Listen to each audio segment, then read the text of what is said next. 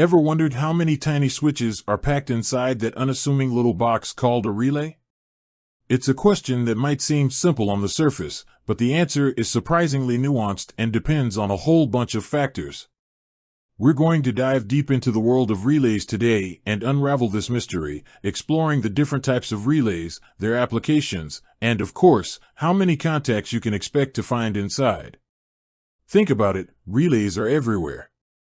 They're the unsung heroes of electrical circuits, acting as remote-controlled switches that allow a small current to control a much larger one.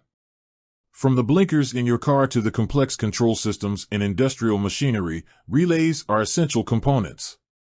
But have you ever stopped to think about what's actually happening inside? What are these contacts we keep hearing about, and why are they so important? Before we get into the numbers game, let's establish some basics. A relay is essentially an electrically operated switch. It consists of a coil and a set of contacts. When a small current is applied to the coil, it creates a magnetic field that pulls a metal armature, which is connected to the contacts. This movement either opens or closes the contacts, thereby controlling the flow of current in another circuit. Now, about those contacts. Contacts are the conductive parts of the relay that physically touch each other to complete a circuit or separate to break it. They're the heart of the relay's switching action. And the number of contacts? That's where things get interesting.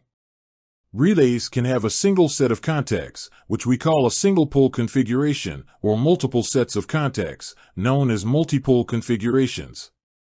Within these categories, we have further classifications based on how the contacts are arranged. Let's talk about the most common types of contact arrangements. First, we have the single-pole single-throw, SPST, relay. This is the simplest type, with one contact that can either be open or closed. Think of it like a simple on-off switch. When the relay is energized, the contact closes, completing the circuit. When it's de-energized, the contact opens, breaking the circuit. So, an SPST relay has one contact, or more accurately, one pole and one throw. The pole refers to the moving part of the contact, and the throw refers to the number of positions the contact can be in. Next, we have the single-pole double-throw, SPDT, relay. This type has one pole but two throws. It has a common contact that can be connected to either one of two other contacts. Imagine a three-way switch in your home lighting. An SPDT relay can function similarly, switching a circuit between two different paths. So, an SPDT relay has one pole and two throws, meaning it has three contacts in total, one common, one normally closed, in C, and one normally open, in O. Now, let's move on to the multipole relays. These relays have multiple sets of contacts, allowing them to control multiple circuits simultaneously. A double-pole single-throw, DPST, relay, for example, has two poles, each with a single throw. It's like having two SPST relays in one package. When the relay is energized, both sets of contacts close, completing two separate circuits. So, a DPST relay has four contacts, two normally open and two common. Similarly, a double-pole double-throw, DPDT, relay has two poles, each with two throws.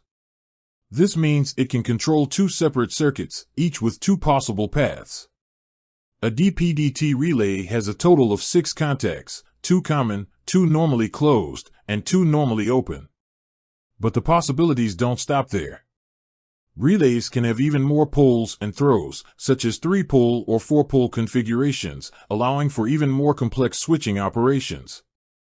These are often used in industrial applications where multiple circuits need to be controlled simultaneously. So, how many contacts can a relay have? The answer, as you can see, is it depends. It depends on the type of relay and its intended application.